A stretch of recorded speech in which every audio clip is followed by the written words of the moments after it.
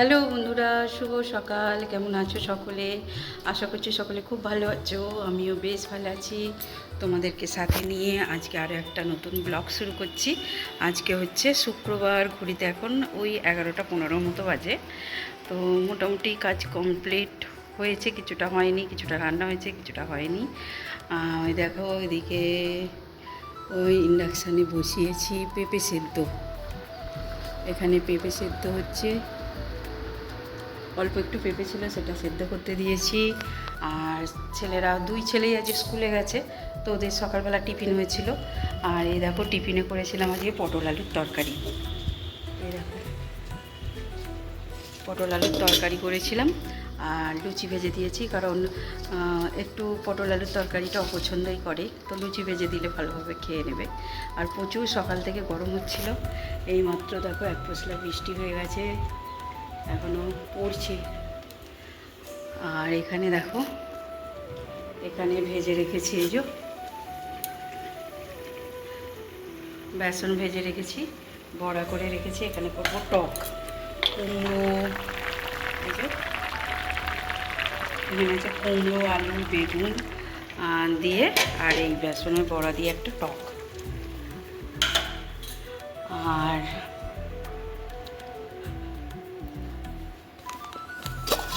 এখানে আছে কটা বেগুন ভাজা, দেখো।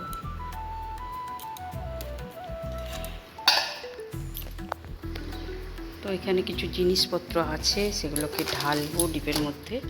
ভাতও হয়ে গেছে, টুকটুক করে কাজ চলছে। টকটা প্রায় কমপ্লিট। দেখো পাকা তেঁতুল গুলে রেখেছি, এই তেঁতুলটা ছিঁকে এর মধ্যে দিয়ে দেবো।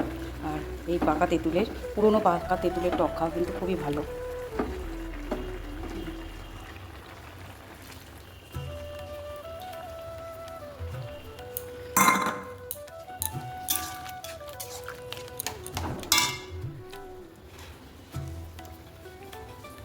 তো এইভাবে টকটা যে খেতে ইচ্ছা গেল, মাছ দিয়ে করলে, মোরলা মাছ দিয়ে করলে কিন্তু টক খুব সুন্দর খেতে হয়।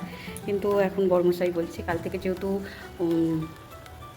গণপতি পুজো শুরু হয়েছে, গণেশ চতুর্থী, তো বর্মশাই বললে এখন 9 দিন ও নিরামিষ খাবে। তো সেই জন্যই আর কি, কাল তো এমনিতেই বৃহস্পতিবার ছিল, লক্ষ্মী পুজো ছিল নিরামিষ, তার আগের দিনও নিরামিষ হয়েছে, আর আজকেও কটা দিন হবে। তো যা হোক করে ম্যানেজ করে খেতে হবে, আমাদের কোনো অসুবিধা নেই, ছেলেদেরই একটু অসুবিধা হয়। তো চলো বন্ধুরা, সাথে থেকো, ব্লগটা দেখতে থাকো। তো বন্ধুরা এখানে দেখো আবারও একটু ডাল করে নিলাম, কারণ ডাল ছাড়া আবার ছেলেরা খেতে পারে না, বিশেষ করে বড় ছেলে।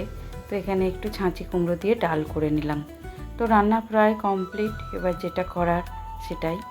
কিচেনটাকে একটু ক্লিন করতে হবে, বাসনগুলো ধুয়ে মেজে নিতে হবে।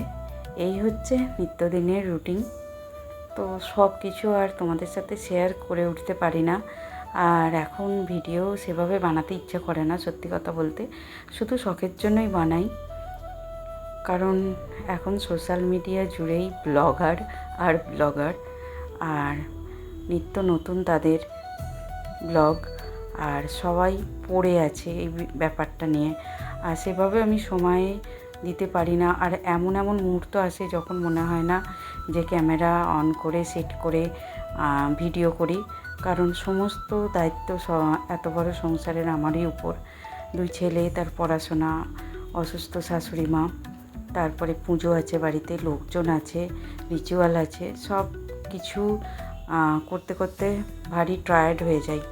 তাই যখন ভালো লাগে, ইচ্ছে করে, তো তখন ভিডিও করি, একটু ক্লিপ তুলে রাখি, পরে এডিট করি। এখন এডিট করতেও ভালো লাগে না, কারণ দুপুরবেলাটা এত ঘুম পেয়ে যায়, আর দুপুরবেলার সময়টাতেই এডিট করি, আর সন্ধ্যাবেলার টাইমটা ছেলেকে পড়ানো থাকে, তো সব মিলিয়ে সেইভাবে আর ইচ্ছে করে না। তবুও তোমাদের ভালোবাসার টানে বা নিজের স্বপ্ন ঠিক বলবো না, ইচ্ছে বা ভালো লাগার টানে করি।